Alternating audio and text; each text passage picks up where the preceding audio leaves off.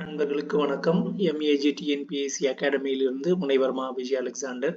December மாதம் 7ஆம் தேதியின் முக்கியமான நடப்பு நிகழ்வுகளை காண்போம்.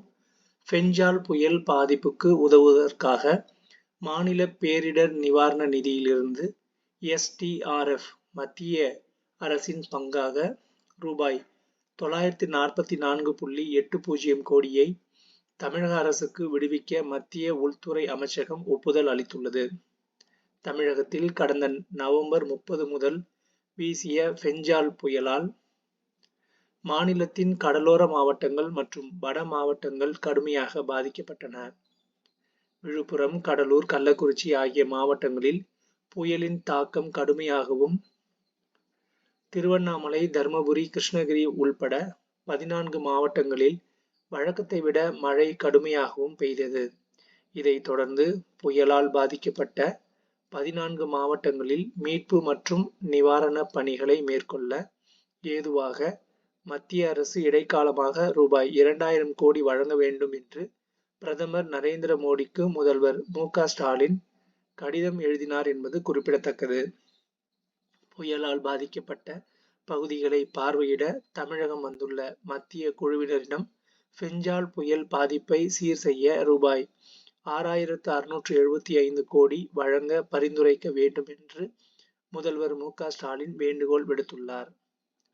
விவசாயிகளுக்கு வழங்கப்படும் பிணையில்லா கடன் உச்சவரம்பை ரூபாய் 1.6 லட்சத்திலிருந்து ரூபாய் 2 லட்சமாக இந்திய ரிசர்வ் வங்கி RBI உயர்த்தியுள்ளது.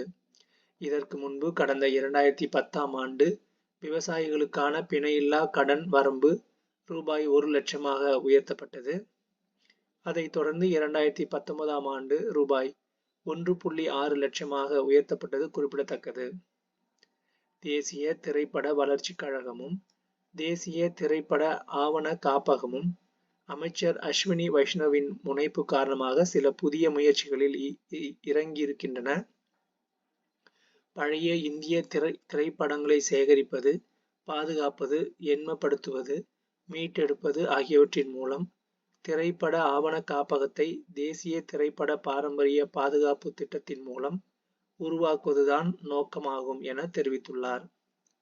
அசாம், அருணாச்சல பிரதேசம், மேகாலயம், மணிப்பூர், நாகாலாந்து, மிசோரம், திரிபுரா மற்றும் சிக்கிம் ஆகிய 8 வடகிழக்கு மாநிலங்களின் செழுமையை கொண்டாடும் வகையில் அஷ்டலட்சுமி மகோத்சவ் விழாவை பிரதமர் மோடி தொடங்கி வைத்தார். விசாரணை கைதிகளை காலவரையின்றி சிறையில் அடைக்க முடியாது. விசாரணையை விரைவாக முடிப்பது என்பது அடிப்படை உரிமை என்று உச்சநீதிமன்றம் அறிவுறுத்தியுள்ளது. தேனி, தஞ்சாவூரில் புதியதாக 2 கேந்திரிய வித்யாலயா பள்ளிகளை திறக்க பொருளாதார விவகாரங்களுக்கான மத்திய அமைச்சரவை குழு ஒப்புதல் அளித்துள்ளது. இந்திய சீன எல்லையில் நிலவும் சூழலை மேம்படுத்தவும், கிழக்கு லடாக் பகுதியில் மோதலை தடுக்க கடந்த அக்டோபர் மாதம் மேற்கொள்ளப்பட்ட அமைதி ஒப்பந்தத்தை தொடர்ந்து செயல்படுத்தவும் இருதரப்பும் ஒப்புக்கொண்டன என்று சீன வெளியுறவு அமைச்சகம் தெரிவித்துள்ளது. மாநிலங்களவையில் காங்கிரஸ் MP அபிஷேக் மனு சிங்விக்கு ஒதுக்கப்பட்ட இருக்கையில் இருந்து மொத்தம் ரூபாய் 50,000 மதிப்பிலான 500 ரூபாய் பணக்கட்டு கண்டெடுக்கப்பட்டது. இந்த விவகாரத்தை முன்வைத்து பாஜக MPக்கள் அமளியில் ஈடுபட்டதால் மாநிலங்களவை ஒத்திவைக்கப்பட்டது. தொழிலதிபர் அதானி மீதான லஞ்ச குற்றச்சாட்டு விவகாரத்தில் நாடாளுமன்ற கூட்டுக்குழு விசாரணை கோரி நாடாளுமன்ற வளாகத்தில் காங்கிரஸ் தலைமையில் எதிர்க்கட்சி MPக்கள் பேரணி நடத்தினர். அமெரிக்க கோடீஸ்வர முதலீட்டாளர் ஜார்ஜ் சோரோஸுக்கும் காங்கிரசுக்கும் தொடர்பு இருப்பதாக பாஜக முன்வைத்த குற்றச்சாட்டால் மக்களவையில் எதிர்க்கட்சிகள் அமளியில் ஈடுபட்டனர். இதனால் அவை அலுவல்கள் முடங்கின. PM கிசான் திட்டத்தின் 18வது தவணையின் கீழ் 9.58 கோடி விவசாயிகளுக்கு ரூபாய் 20.657 கோடி வழங்கப்பட்டது. இதுவரையில் ரூபாய் 3.46 லட்சம் கோடி வழங்கப்பட்டுள்ளது என மத்திய வேளாண் துறை இணை அமைச்சர் தெரிவித்துள்ளார். விவசாயிகளின் ஆதார் இணைக்கப்பட்ட வங்கி கணக்குகளுக்கு நேரடி பண பரிவர்த்தனை மூலம் ஆண்டுக்கு ரூபாய் 6,000 3 தவணைகளில் வழங்கப்படுகின்றன. இடைத்தரகர்கள் இல்லாமல் அனைத்து விவசாயிகளுக்கும் பலன்கள் சென்றடைவதை உறுதி செய்ய இத்திட்டம் டிஜிட்டல் உள்கட்டமைப்பை பயன்படுத்தி வருகிறது. மனித பாப்பிலோனா வைரஸ் என்பது பாலியல் உறவு மூலம் மனிதர்களிடையே பரவும் வைரஸ் தொற்றாகும். இந்த வைரஸ் தொற்றால் கர்ப்பப்பை வாய் புற்றுநோய் ஏற்பட வாய்ப்புள்ளது. பொதுவாக உடலுறவு போது தோலிலிருந்து தோலுடன் தொடர்பு கொள்வதன் மூலம் இந்த வைரஸ் பரவுவதாக மருத்துவர்கள் தெரிவிக்கின்றனர். 9 முதல் 25 வயது உடையவர்களுக்கு மனித பாப்பிலோனா வைரஸ் HPV தடுப்பூசி பரிந்துரைக்கப்படுகிறது. சிலி முன்னாள் பிரதமர் மிச்சல் பச்லெட்டுக்கு 2024ஆம் ஆண்டின் அமைதி, ஆயுத குறைப்பு மற்றும் மேம்பாட்டுக்கான இந்திரா காந்தி விருது அறிவிக்கப்பட்டுள்ளது. அரசு பணிக்கு தேர்வானவர்களின் சான்றிதழ்களை அவர்கள் பணிக்கு சேர்ந்ததிலிருந்து 6 மாதத்துக்குள் சரிபார்க்க வேண்டும் என அனைத்து மாநில காவல்துறை அதிகாரிகளுக்கும் உச்சநீதிமன்றம் உத்தரவிட்டுள்ளது. பஞ்சாப், ஹரியானா எல்லை பகுதியான ஷம்புவில் போராட்டத்தில் ஈடுபட்டுள்ள விவசாயிகளில் 101 பேர் டெல்லியை நோக்கி பேரணியாக சென்றபோது அவர்களை காவல்துறையினர் தடுத்து நிறுத்தினர். மேலும் பாரதிய நாகரிக் சுரக்ஷா சம்ஹிதா BNSS பிரிவு 163 படி அப்பகுதியில் தடை உத்தரவையும் ஹரியானா காவல்துறையினர் பிறப்பித்தனர்.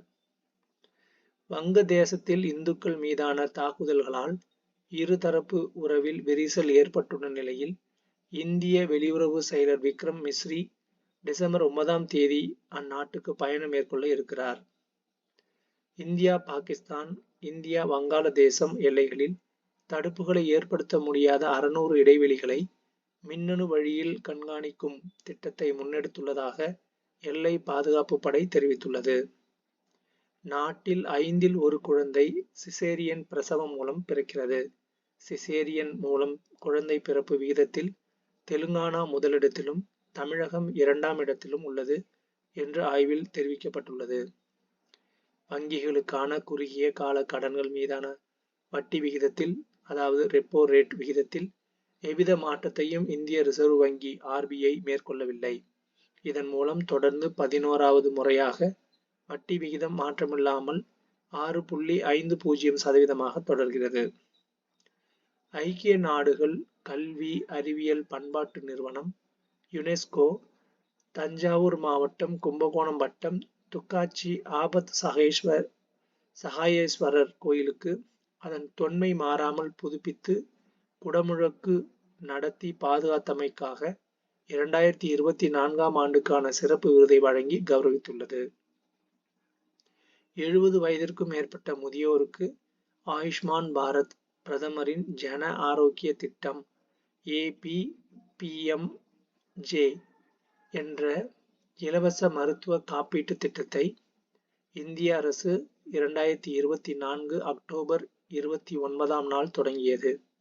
இத்திட்டம் 2018இல் மத்திய அரசால் கொண்டுவரப்பட்ட பிரதமரின் மருத்துவ காப்பீட்டு திட்டத்தின், அதாவது PMJ நீட்டிப்பே ஆகும். 3 புதிய குற்றவியல் சட்டங்களில் 100% நடைமுறைப்படுத்திய முதல் அரசு நிர்வாகமாக சண்டிகர் உருவெடுத்துள்ளது என்று பிரதமர் நரேந்திர மோடி தெரிவித்துள்ளார். இந்த 3 சட்டங்களும் குடிமக்களின் உரிமைகள் மற்றும் நீதியின் பாதுகாவலர்களாக உருவெடுத்து இருக்கின்றன எனவும் அவர் பெருமிதம் தெரிவித்துள்ளார்.